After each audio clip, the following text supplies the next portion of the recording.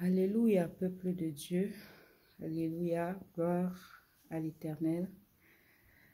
Nous avons pour objectif aujourd'hui, pour thème, si on peut le dire, la question de savoir si un croyant doit être riche. Si un croyant doit posséder des richesses.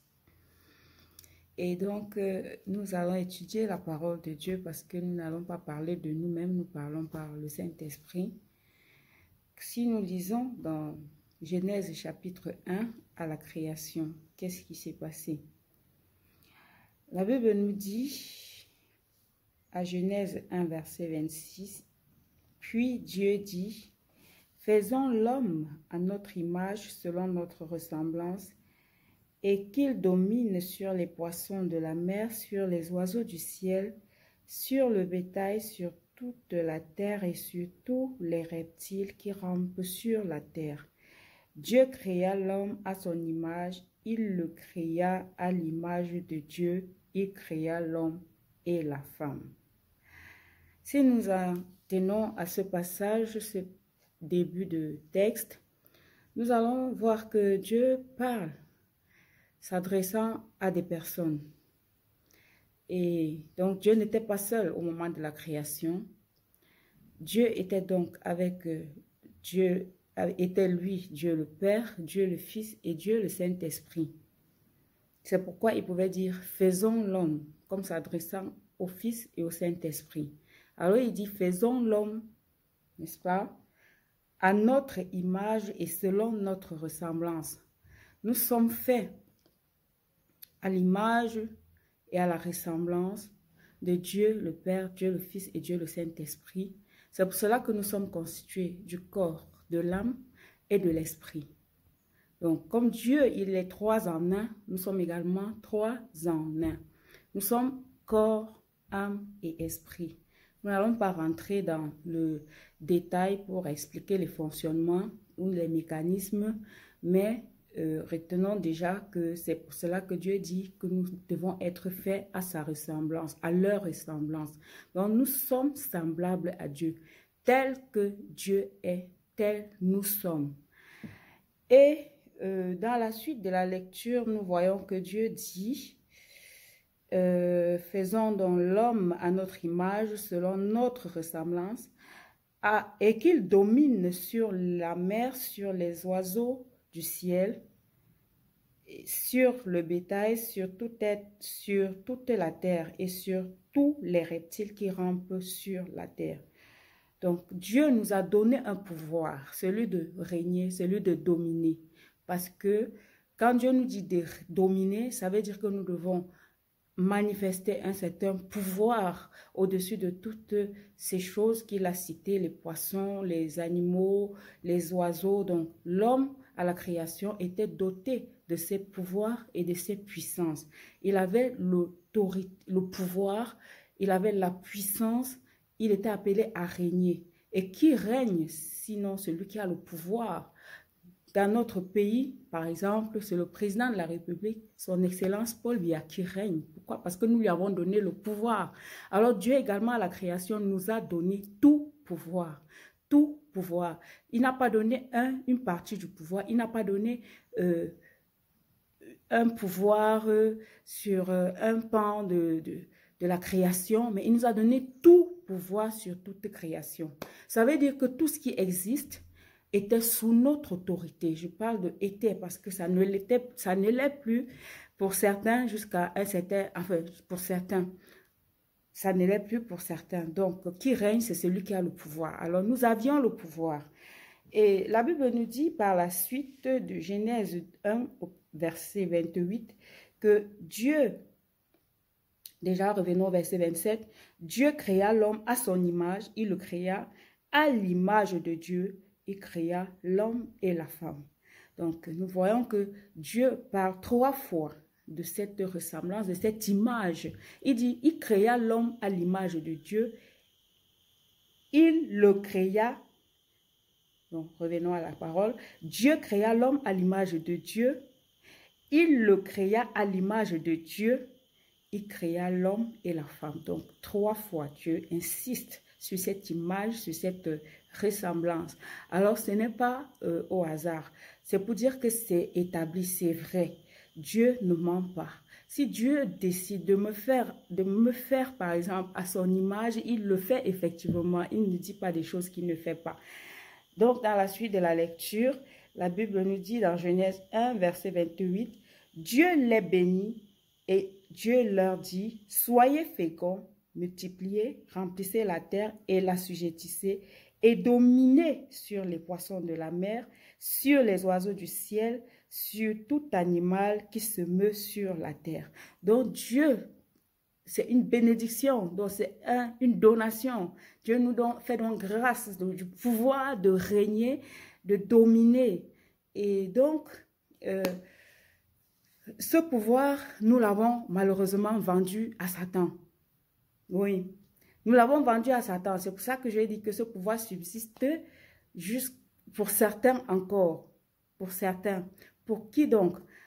Parce qu'à un moment donné, nous avons donc été séduits par l'ennemi à travers, nous allons voir cela dans le livre de Genèse, toujours chapitre 3, comment le diable est venu, il a séduit la femme, il a volé tout le pouvoir, toute la puissance que Dieu nous avait donnée.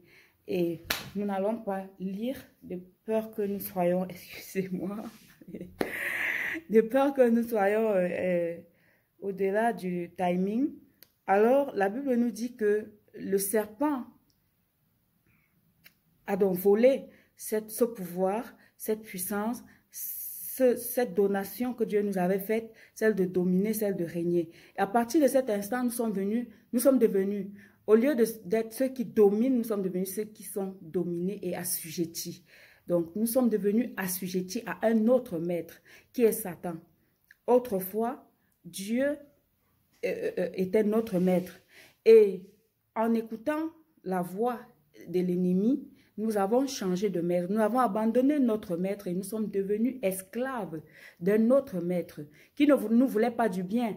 Parce que le diable étant jaloux de la grande bénédiction, de la grande autorité, du pouvoir que nous avions, de la puissance que nous avions, étant jaloux de cela, est venu nous séduire afin de nous dépouiller. Parce que retenons que chaque fois que nous péchons, nous sommes dépouillés. Quelque chose nous est enlevé. Alors, quand Adam et Ève ont désobéi à Dieu, ils se sont donc choisi cet autre maître, ils ont été déchus, ils ont été dépouillés.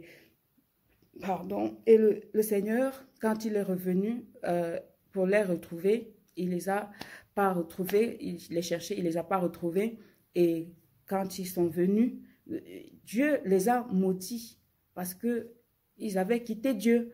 L'Esprit de Dieu n'était plus en eux. Alors la conséquence, c'était quoi? C'est qu'ils ont perdu toutes les prérogatives qui étaient les leurs avant qu'ils ne pêchent, avant qu'ils ne chutent. Et quand ils ont perdu ces prérogatives, Dieu, quand même dans son grand amour, comme il tient à nous, il nous aime tellement. Dieu ne nous a pas fait pour vivre indépendamment de lui. Dieu nous a fait pour vivre en harmonie avec lui, pour vivre, pour collaborer. Si nous revenons dans les Écritures, nous allons voir que quand Dieu a créé Adam, il ne l'a pas laissé comme ça dans la nature et lui continuant à faire ses choses, à poursuivre l'œuvre de la création. Mais Dieu a amené Adam à participer à la création, à la nomination des animaux, à veiller sur le jardin. Donc Dieu voulait une relation pareille avec nous. Dieu ne voulait pas que nous vivions indépendamment de lui. Alors le diable, étant jaloux de tout cela, est venu donc séduire et séparer l'homme de Dieu. Pourquoi? Parce que on va pas dire, on peut être porté à croire que mais Dieu est méchant, pourquoi il n'a pas pardonné, pourquoi il n'a pas... Mais Dieu ne pouvait pas parce que l'esprit qui faisait partie donc de nous, et qui nous donnait de communier avec Dieu, parce que c'est spirituellement que nous communions avec Dieu, que nous nous approchons de Dieu. Nous ne pouvons pas aller à Dieu par notre chair, c'est-à-dire notre corps, ou par notre âme. C'est spirituellement. Alors l'esprit n'était plus là. L'esprit n'étant plus là, nous-mêmes nous ne pouvions plus supporter la présence de Dieu, parce que Dieu est 3 fois saint. Et donc dans sa présence, le pécheur ne subsiste pas. Donc même si Dieu nous avait laissé là, sa présence nous aurait foudroyés parce que la lumière et les ténèbres, il y a un choc et il faut que quelqu'un cède. Alors, la lumière aurait dominé et quelque chose de terrible même se serait passé. Alors, Dieu, il a fait comme il a fait. Bon, nous connaissons, nous n'allons pas parler en profondeur de cela parce que nous sommes en train de vouloir parler de la richesse, de la capacité du chrétien ou bien de l'autorisation du chrétien à avoir de la richesse. Dieu, dans son grand amour pour nous, a envoyé Jésus-Christ qui est venu pour nous rétablir dans notre autorité, dans notre position première. Donc, Jésus-Christ est venu pour nous repositionner. Donc, de la position de déchu, nous revenons à notre position de privilégié d'avant.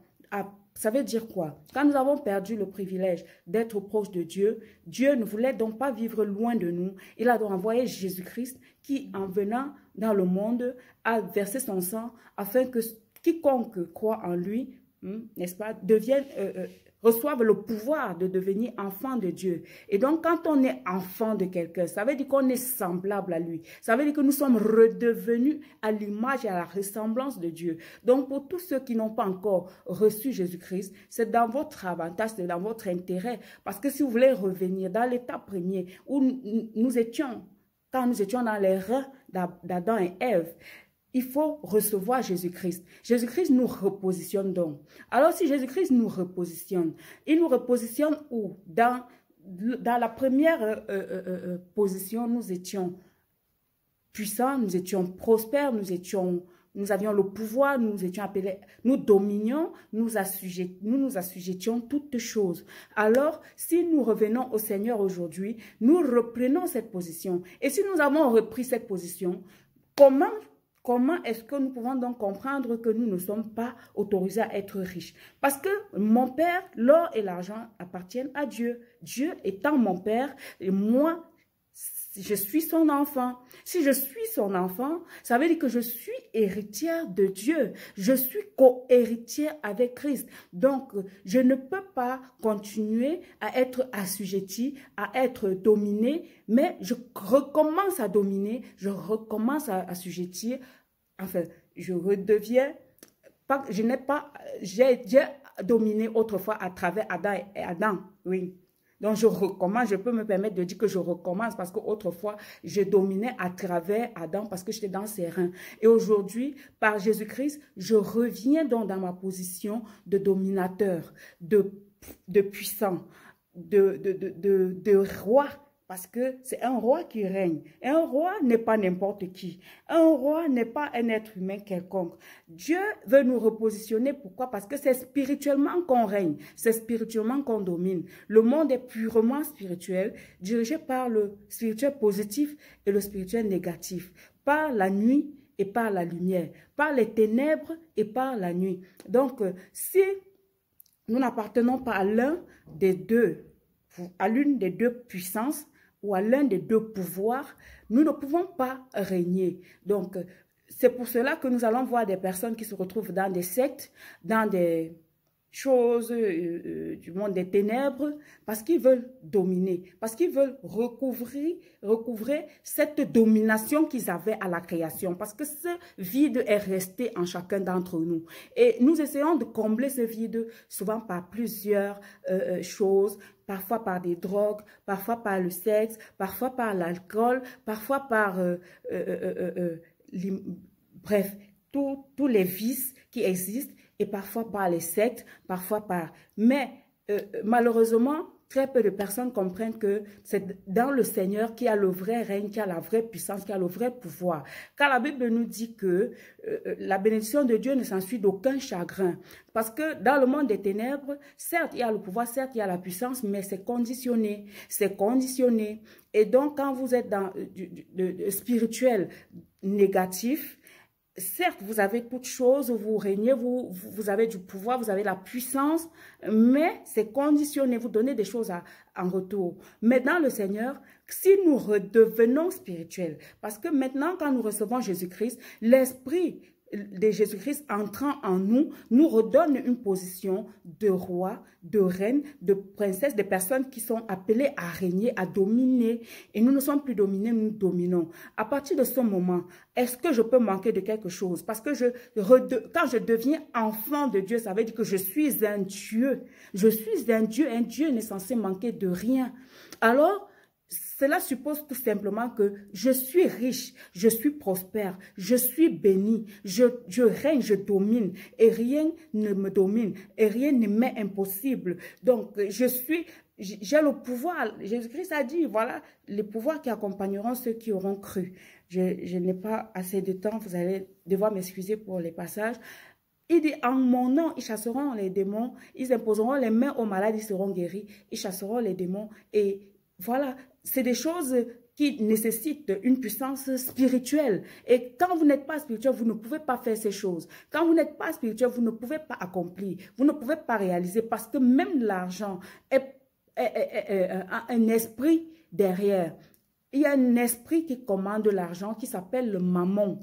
Alors, si vous n'avez pas un esprit supérieur à l'esprit de mammon, vous ne pouvez pas commander l'argent, vous ne pouvez pas posséder l'argent. Parce que dominer sur l'argent, c'est le posséder et s'en servir en toute quiétude.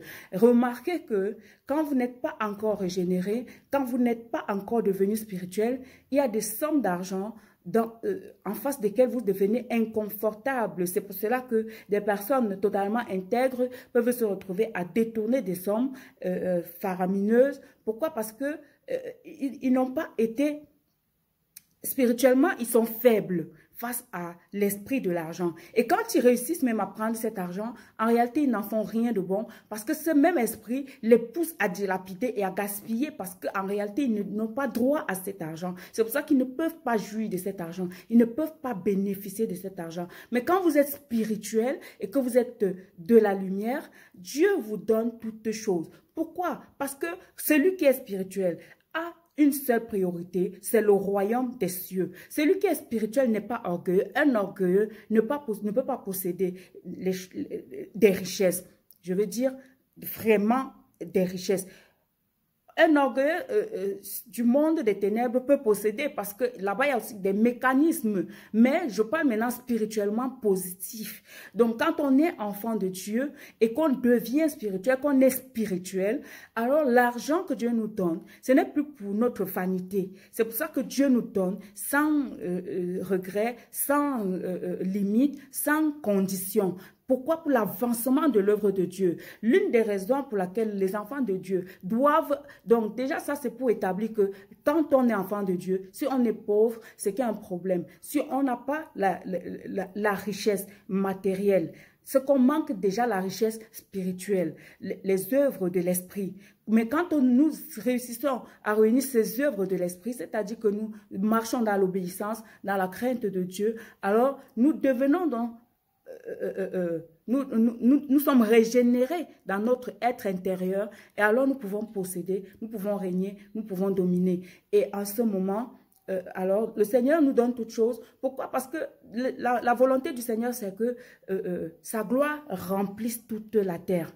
Alors, comment est-ce que la gloire de Dieu remplira la terre si nous, les enfants de Dieu, nous n'impactons pas le monde? Comment allons-nous impacter le monde si nous n'avons pas le nécessaire? Dieu a mis toutes choses à notre disposition pour que nous puissions, n'est-ce pas, mettre ces choses à l'œuvre pour l'avancement du royaume des cieux. Alors si moi je suis un sémeur, c'est-à-dire celui qui prend à cœur l'œuvre de Dieu, Dieu me donnera toujours la semence.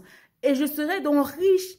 Je serai riche parce que Dieu me donnera toujours de quoi semer, de quoi m'occuper de son œuvre, de quoi créer des grandes écoles, de quoi créer des hôpitaux, de quoi ouvrir des radios, de quoi contrôler aussi le monde pour pouvoir impacter le monde. Nous devons pouvoir créer des écoles où des gens...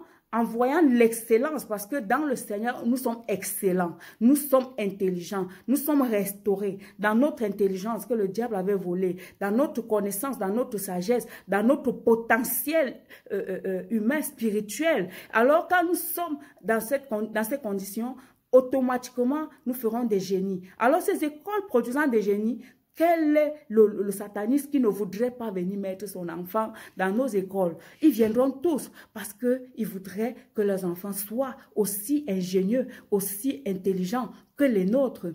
Alors, par là, nous gagnerons des âmes. Par là, l'évangile avancera. Par là, le monde sera couvert de la gloire de Dieu. Alors, si nous voulons quelques passages dans la Bible pour nous encourager, je vous donnerai Jérémie 29, verset 11. L'Éternel Dieu dit, je connais les projets que j'ai formés pour vous. Ce sont des projets de bonheur et non de malheur, pour vous donner un avenir et de l'espérance. Il dit également dans Ésaïe 59 que non, la main de l'Éternel n'est pas trop courte pour agir, ni son oreille trop dure pour entendre, mais ce sont nos crimes. Donc, si nous sommes même au Seigneur et que nous marchons dans la désobéissance, nous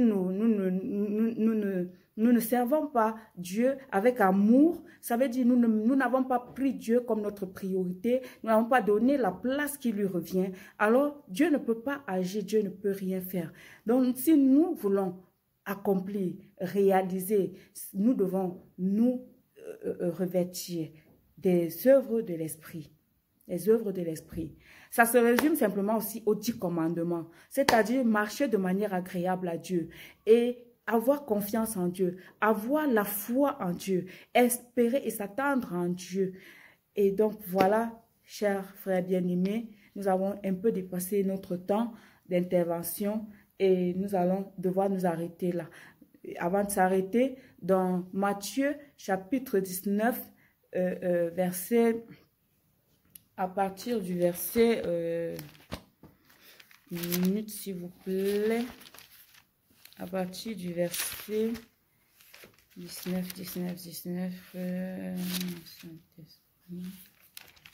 voilà.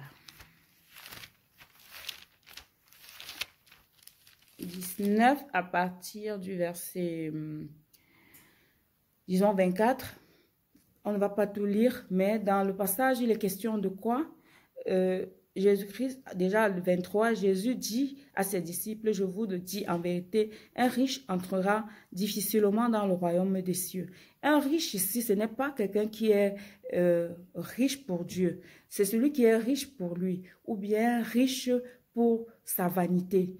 De telles personnes n'entreront pas dans le royaume des cieux. Mais si nous sommes riches pour Dieu, il dit, je vous le dis encore, il est plus facile à un chameau de passer par le trou d'une aiguille qu'à un riche d'entrer dans le royaume de Dieu. Les disciples, ayant entendu cela, furent très étonnés et dirent, qui peut donc être sauvé? Jésus les regarda et leur dit, aux hommes cela est impossible, mais à Dieu tout est possible. Si nous sommes riches pour Dieu, Dieu ne peut pas nous empêcher d'avoir accès à son royaume parce que la richesse qu'il nous a donnée ou bien la richesse que nous nous sommes acquises par sa force, par sa grâce, a contribué à l'avancement de son œuvre. Donc, si Jésus critique la richesse ici parce que parfois on se tient là-dessus pour dire qu'on n'a pas le droit d'être riche. On a tout le droit d'être riche. Si nous avons été repositionnés, si nous avons été repositionnés en Christ, si nous sommes enfants de Dieu, si je suis fils de Dieu, ça veut dire que je suis, ce qui appartient à Dieu m'appartient.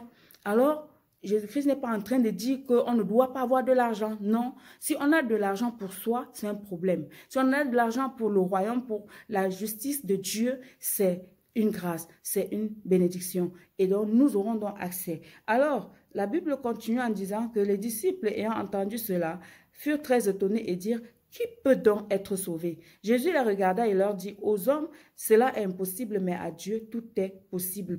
Pierre prenant alors la parole lui dit, voici, nous avons tout quitté, nous t'avons suivi. Qu'en sera-t-il de nous, pour nous? Jésus leur dit, je vous le dis en vérité, quand le Fils de l'homme sera au renouvellement de toutes choses, sera assis sur le trône de sa gloire, vous qui m'avez suivi, vous serez de même assis sur 12 trônes et vous jugerez les 12 tribus d'Israël. Et quiconque aura quitté à cause de mon nom ses frères, ses sœurs, son père, sa mère ou sa femme ou ses enfants ou ses terres ou ses maisons recevra le centuple et l'héritage de la vie éternelle. Dans Luc, la Bible nous dit recevra au centuple dans le siècle présent.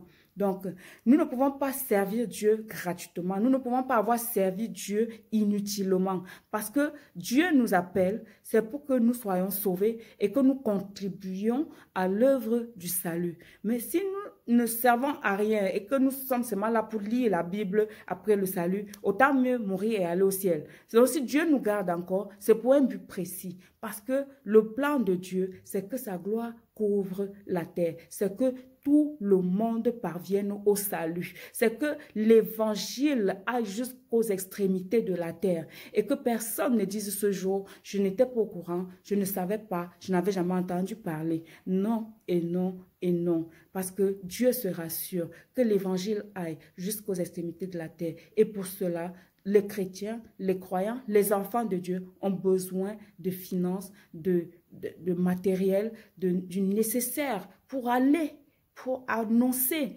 pour parler, pour propager l'évangile.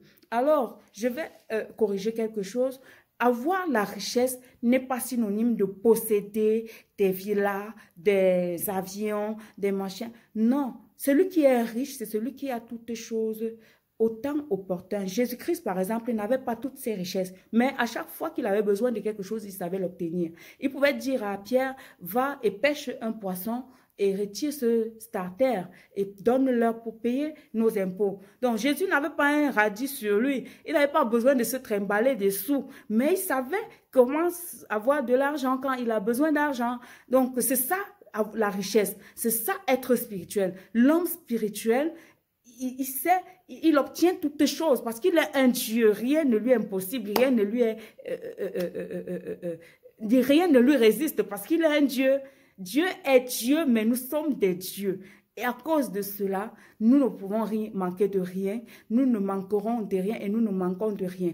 Par la foi, bien entendu. Si nous n'avons pas la foi, nous continuons à croire que non, les richesses ne sont pas faites pour les enfants de Dieu. Nous n'aurons jamais rien. Nous n'allons pas manifester Dieu, nous n'allons pas accomplir notre destinée. Nous ne mourrons pas et ne partons pas avec tous nos potentiels. Donc, nous devons savoir que pendant que dans tout ce que nous faisons, le Seigneur se rassure que nous ayons le nécessaire pour prendre soin de son œuvre et pour prendre soin de nous, pour prendre soin des autres. Parce que Dieu ne nous bénit pas pour nous, Dieu nous bénit pour lui. C'est ce que l'homme spirituel comprend. L'homme spirituel sait que la richesse que je possède aujourd'hui, ce n'est pas pour moi, c'est pour les autres. C'est pour aider les multitudes. C'est pour l'avancement du royaume de Dieu. Donc, voilà pourquoi je pense, pas que je pense, les Écritures nous montrent qu'on a besoin d'argent en tant que croyants et que nous avons tout à fait droit à posséder de l'argent, à posséder des richesses. Et cela passe par une vie de spiritualité, par devenir spirituel. Si nous devenons spirituels, nous sommes aptes à faire toutes choses. Si nous devenons enfants de Dieu et nous acceptons que la parole nous lave, nous purifie, parce que notre esprit est régénéré, n'est-ce pas, doit pouvoir dominer et régner. Alors, quand notre esprit règne véritablement, nous accomplissons. Nous avons toutes choses. Et c'est ça la bonne nouvelle. Gloire à Jésus-Christ.